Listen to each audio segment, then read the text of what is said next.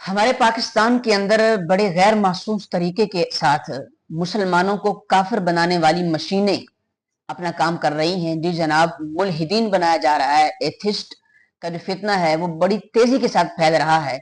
इसके बहुत सारे असबाब हैं, इसकी वजूहात हैं, और ये ऐसे गैर महसूस तरीके से पाकिस्तान में काम कर रहे हैं कि आपको सुनकर हैरत होगी कि ये अपने आप को मुसलमान समझते हैं। जी हाँ, अपने आप को मुसलमान कहते हैं। ना सिर्फ मुसलमान बल्कि इस्लाम का ठेकेदार समझते हैं और औरों को मुसलमानी से दूर करते हैं, और दरअसल ये इल्हाद के मोहरे हैं और खुद मुल्हिदीन की तरफ लोगों को लेकर के जाने वाले हैं।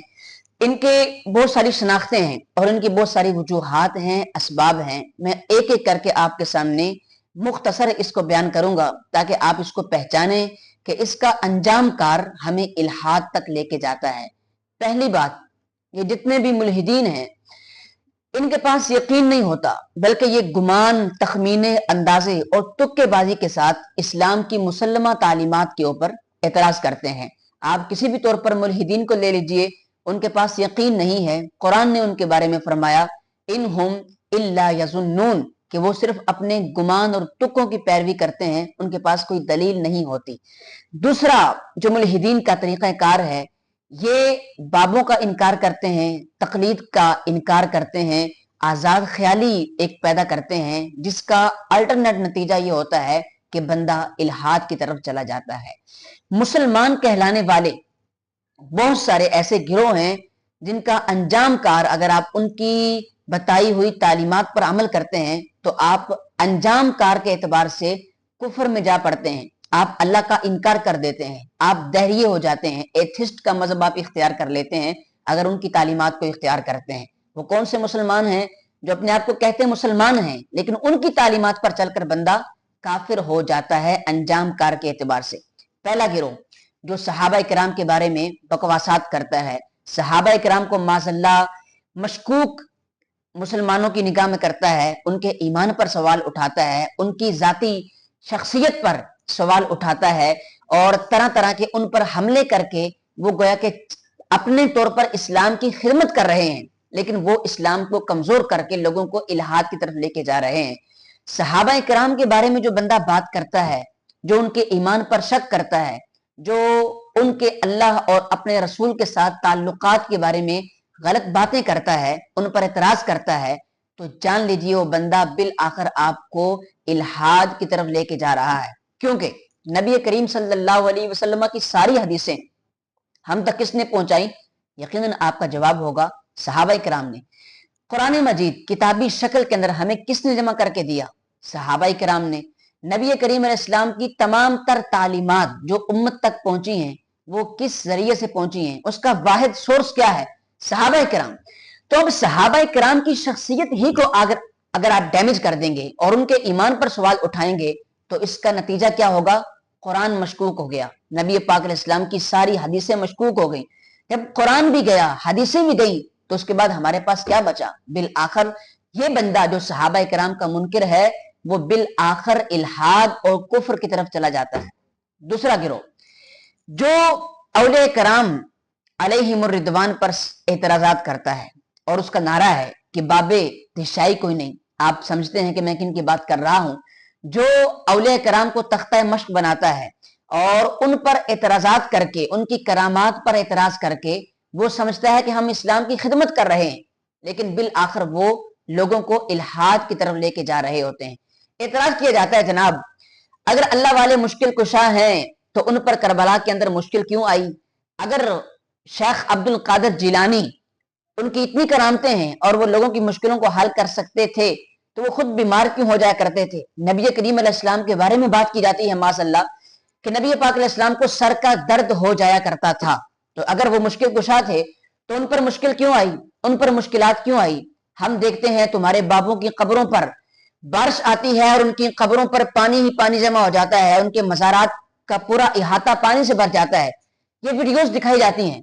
तो अगर वो मुश्किल कुशा हैं तो उन पर अपनी आने वाली मुश्किलों को वो दूर क्यों ना कर सके? उन पर मौत क्यों आई? बज़ाहिर ये अल्फाज बड़े मीठे हैं और ये समझते हैं हम अल्लाह की तौहीद का प्रचार कर रहे हैं और हम इस्लाम की खिदमत कर रहे हैं। नहीं, ये लोगों को इल्हाद की तरफ लेके जा रहे हैं।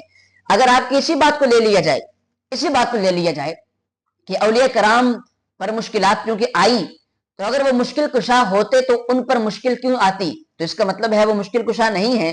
तो जनाब कोई दहरिया आपसे एतराज करे, आपसे सवाल करे कि आप जिस अल्लाह का कलमा पढ़ते हैं और जिसको तमाम कायनात का क्रिएटर मानते हैं, उसको खालिक और मालिक मानते हैं, उसके कब्जा इख्तियार में हर चीज मानते हैं, तुम्हारे कुरान में लिखा हुआ है कि उस अल्लाह के भेजे हुए नबियों को लोगों ने ना हक कत्ल किया, शहीद किया, तो उस वक्त तुम्हारा अल्लाह कहां था? तुम्हारा अल्लाह, तुम मस्जिद को बैतुल्लाह, अल्लाह का घर कहते हो, खाना काबा को तुम बैतुल्लाह कहते हो।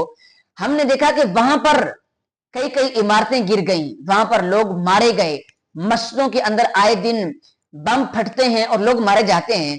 तो क्या तुम्हारा अल्लाह अपने घर की हिफाजत नहीं कर सका? उस वक्त तुम्हारा खुदा कहां था जब तुम्हारे खुदा के नबियों को कत्ल किया गया, तुम्हारे खुदा के घरों मस्जिदों को वीरान किया गया, वहां बम फाड़े गए, तुम्हारा खुदा क्या कर रहा था? तुम्हारा खुदा कहां था? लोग बीमार हो जाते हैं, मुसलमान आज पस्ती के अंदर हैं और काफिर उन पर जुल्म कर रहे हैं, तो जिस अल्लाह का तुम कलमा पढ़ते हो वो तुम्हारी मदद क्यों नहीं करता? ये सारे एतराज हैं दहरियों के, तो आप उनका क्या जवाब देंगे? आप उनका क्या जवाब देंगे? ये बात उनको कहां से मिली?